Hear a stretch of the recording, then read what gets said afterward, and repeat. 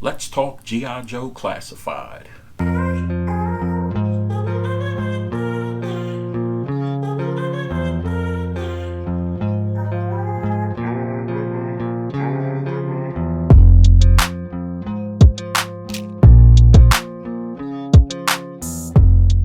What's up, guys? Welcome back to the channel. So yeah, we're going to be talking collecting G.I. Joe Classified in 2022.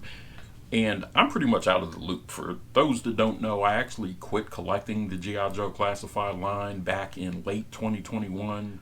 I just got tired of the stock shortages, having to track these things down. It reached a point where this line caused collectors to have nervous breakdowns. They had chronic cases of HIH, Hasbro-induced headaches. So I got out of collecting, sold off all of my G.I. Joe Classified. I sold off all my Black Series and Marvel Legends. I pretty much got out of the 1/12 scale collecting game completely. And I started collecting Hot Toys. So I've been collecting Hot Toys, have a pretty decent collection so far. I've been enjoying that. With Hot Toys, you don't have to worry about hunting.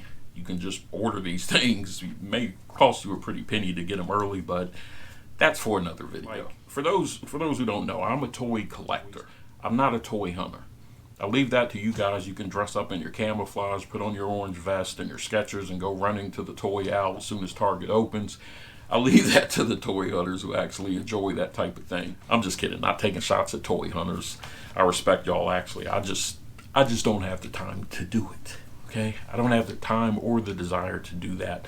So I got out of the game, and then I was on Amazon one day and they recommended some figures to me, and lo and behold, Storm Shadow, I think Crocmaster was up there, and Spirit. So Spirit and Storm Shadow, of course, were two figures that bring that nostalgia back.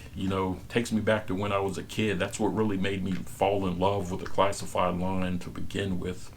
So I went ahead and ordered those, and here we are. I haven't been keeping up with G.I. Joe Classified series, so I don't know what the state of collecting G.I. Joes is.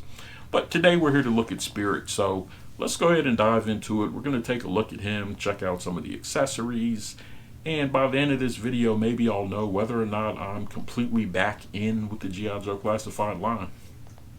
Let's find out. So the first thing I'll say is I absolutely love the box art for the G.I. Joe Classified line. Even though I sold my collection, the buyer actually wanted all the figures loose, so I still have the actual boxes on display. It's kind of a shame that they're doing away with the plastic on the front. I get why they're doing it, but man, it kind of changes things because you guys already know that people were swapping figures out, returning them, and now that you can't see what's inside the box, kind of taking your chances. Plus, you can't get a good look at the paint applications. Anyways, I'm sure that's a topic that's probably been beaten to death in the Facebook groups. But taking a look at Spirit, he looks good. The one thing that still kind of irks my nerves about the Classified series is that they still use pins in the joints. I really wish that when they started this series, they had pinless joints. That would have gave it a much more seamless look. And probably one day they may end up going that route. I don't know. But for now, hey, I can't knock Spirit. He looks good. I like the fact that his accessories fit on him. He has the pistol that goes in his holster. He has two different knives, one on his chest, one on his left thigh. And of course you get the backpack as well, it has a little perch up there that Freedom pegs into. And speaking of Freedom, he actually has two different sets of wings, one where they're folded down, one with their spread open. Zooming in a bit here, you can see the detail on Spirit's face. He has that stoic look. He has the classic blue shirt on with the red undershirt, the khaki colored pants, and the boots. He looks good, man. He looks like just what he is, an updated version of Spirit. He does have the blue communicator on his shoulder strap like we've seen with other G.I. Joe Classified figures. I'm okay with that. It's an updated look. They need some way to communicate, so hey, makes sense.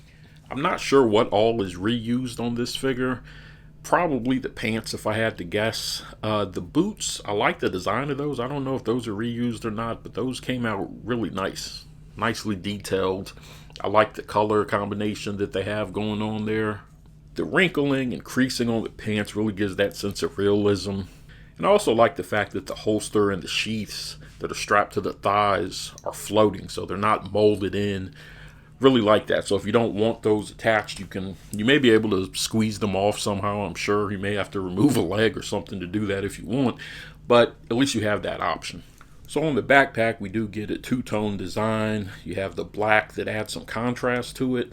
That's one thing I really hated about the Beachhead figure, where they gave us a lot of green accessories with no detail. It just looked cheap and didn't look realistic at all. And of course, we know with Spirit here, he's been classified as a sniper. Originally, he was identified as a tracker. So I don't know if he's still considered to be a tracker and a sniper, or is just a sniper. I don't know. Either way, he comes with a really cool looking sniper rifle though. They have some touches of brown mixed in there, so you're not just getting a one color accessory like I mentioned before. Of course, being a classified series figure, he's going to have the drop down legs, just like all the rest of the figures, double jointed elbows, double jointed knees. Because he's not wearing a vest, you don't have issues with the torso being hindered, so that's a plus.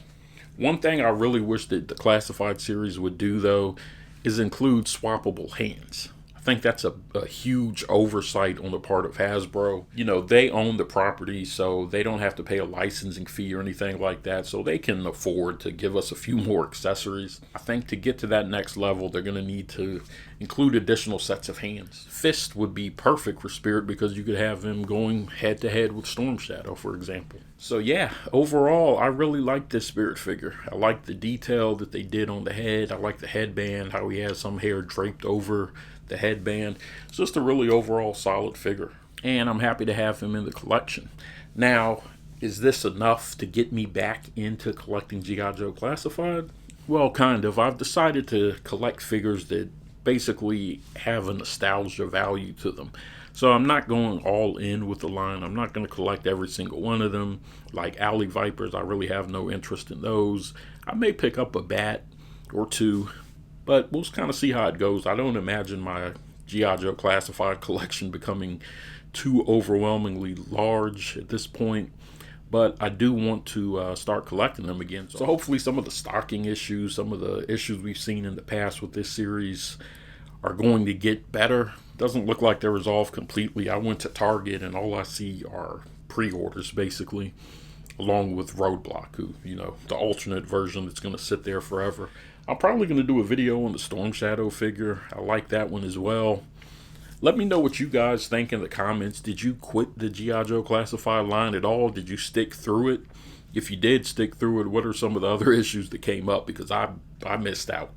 I saw there was something about Mindbender and I think 2 of the Walmart exclusives that were card back being shipped out in envelopes. So that seemed like a disaster. But let me know in the comments, guys. Anyways, thank you guys for watching. As always, thank you for your support, and I'll see you on the next video.